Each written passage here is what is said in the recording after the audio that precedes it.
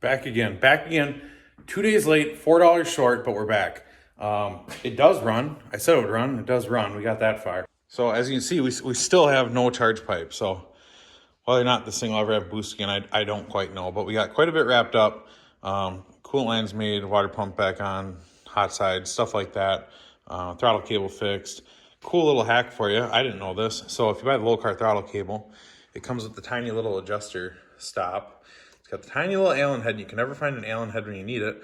So I was cruising through the Napa hallway, through the aisles, and I found this little guy from Dorman. So you can swap it out for a Dorman part, and then you get a flathead, and you get a stop that actually goes all the way through the throttle body. The low car just pulls on one side. Anyhow, so there's that. I'll add it to the old build sheet online if you need the part number. Things are coming. Things are coming along. Still need to upgrade the size on the valve covers. Different regulator back on. There's stuff to do still. The fuel pump scenario. The black pump is on order. It's on back order like the rest of the world. So I think what's going to happen is the red pump's going to go back on for the dyno. Car goes on the dyno in 14, 13 days. So I think what's going to happen is it's going to be an 85 to start because I'm not going to prolong this waiting on the black pump to run alcohol. And let's be real, I can't keep it together the way it is. Probably intelligent to start off on 85, work our way into alcohol. Whatever. So that's probably the plan for now. So then, as I was working on this, I get a call about an SPE, and I just can't help myself.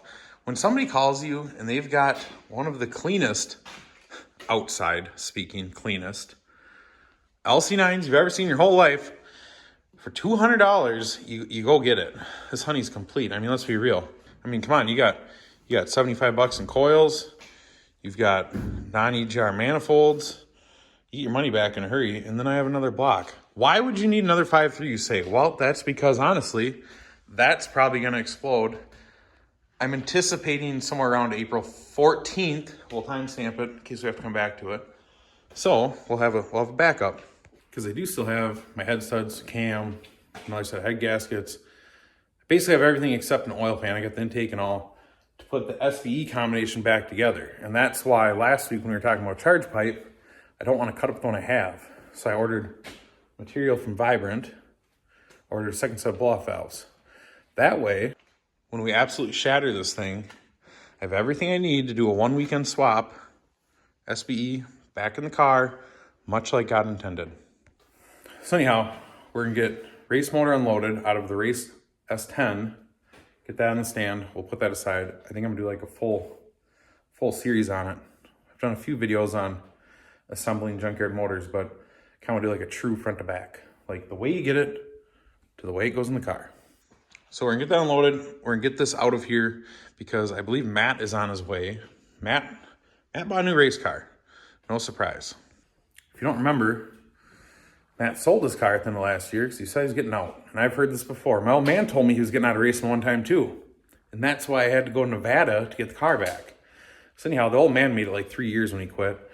Matt made it 3 months, not even. So anyhow, his new car is on the way.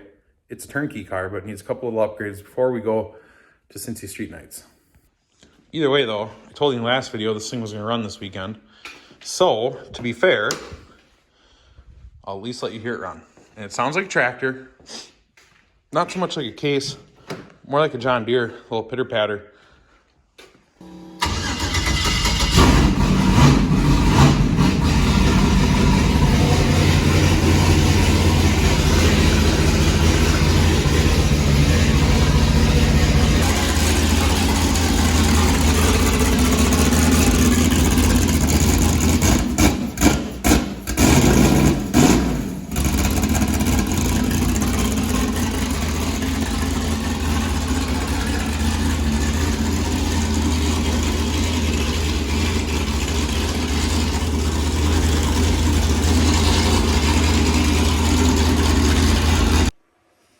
Told you it sounds like a tractor. Even smokes like a tractor.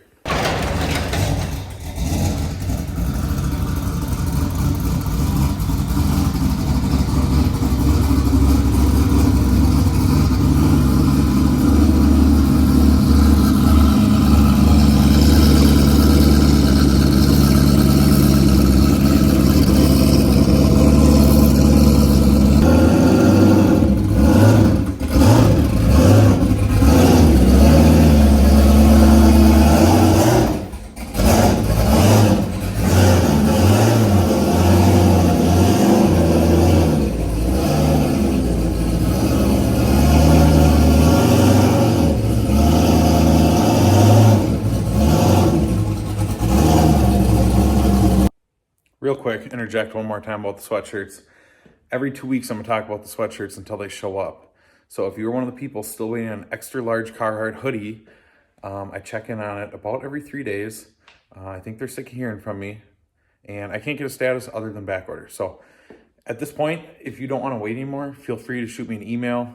You can do it from your order email, and let me know if you want a refund. I'll refund you the money because it's been 2 months now almost, so I'm not going to sit here and hold everybody's money.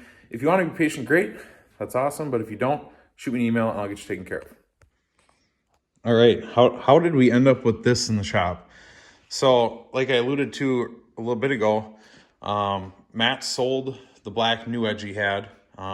We actually kind of built that car. That was one of the first cars on the channel that I worked on. It was actually one of the first cars I ever built for somebody else. Anyhow, he sold that car. He was going to retire. It lasted 4 or 5 days, and lo and behold, here we go, a new car. So this one is a lot easier because he bought it turnkey. All right, so here's the quick, dirty rundown of what I know about this. Matt bought the car turnkey the way it sits right now. It's aluminum 6-liter. It's got 317 heads on it. It's got the shear fab intake.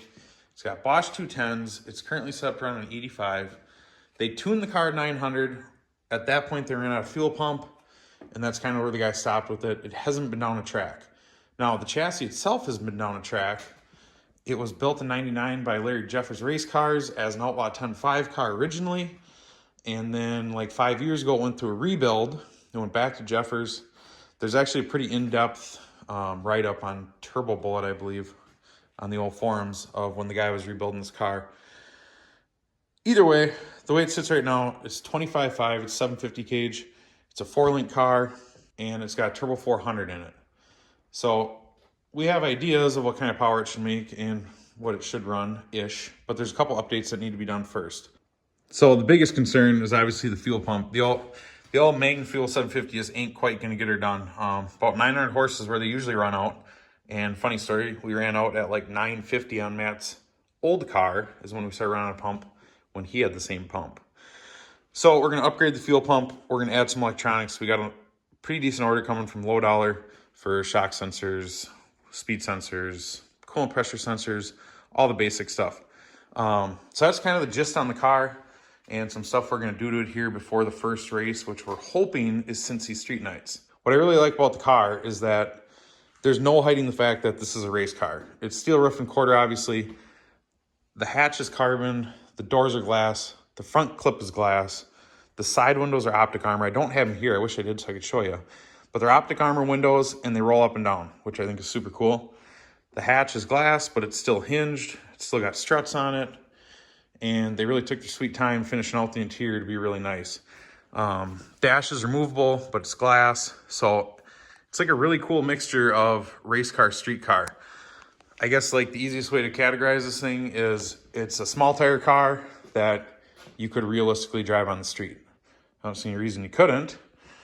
Carbon quarters on it, double beadlocks. Like I said, it's got the 4-link. It's got Mensers all the way around, the canister style in the rear. I suppose we could pick this up and show you underneath. So I think my only gripe under here, and it's really not a complaint, and I'm sure a chassis guy will chime in and tell me why, is I wish the 4-link brackets were moved inboard just a smidge. The car's back half 4-linked, but the tire size is a little bit limited. You can see right there with how tight it is to the tire. But other than that, like I said, the car's super nice. I'm excited for the car to have a 4-link in it. I don't know a lot about much, but I know more about 4-link than I do stock suspension Mustang. So I think my life will be slightly easier working with Matt on this thing. And there's just a couple things doing it here. As you can see, they didn't get the vent installed on the tranny, which at first I didn't think was a big deal until I realized that the transmission isn't drilled or tapped for it yet. So I think I'm gonna have to pull this out to do that, but not the end of the world. So basically there's a lot of stuff going on. None of them are my car, which is slightly concerning, but I have to work on other cars so I can afford to work on my car. It's just how the world works. And it's getting busy around here. Trying to get Matt's car done. My dad's car is gonna get out of here this weekend, and then there's another car coming over for a couple days for some lights out Georgia prep. And after that, then I'm gonna get back on the Camaro. So It's gonna be super tight getting to the dyno by the 19th, but I think we'll make it. So stand by for some videos on this and then back to videos on the Camaro.